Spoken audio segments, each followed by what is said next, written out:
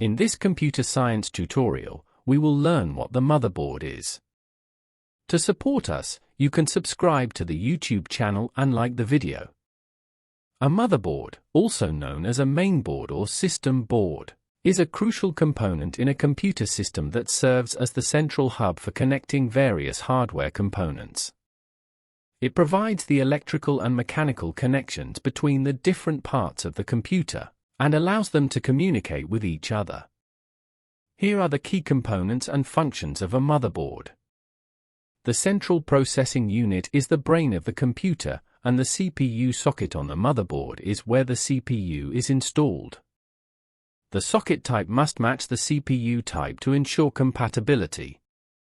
Random access memory modules are plugged into the RAM slots on the motherboard. RAM is used to temporarily store data that the CPU needs to access quickly.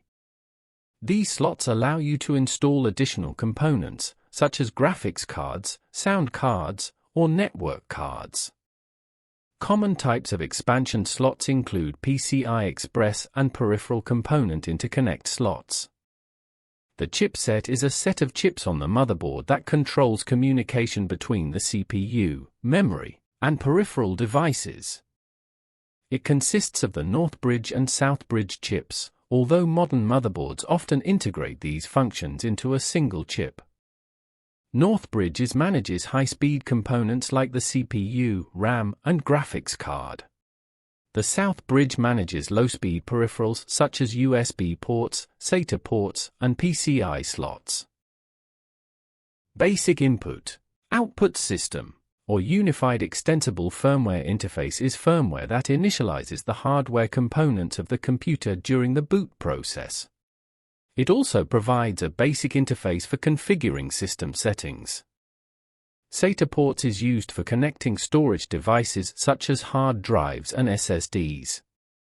USB ports allow connection of various USB devices, including keyboards, mice, printers, and external storage.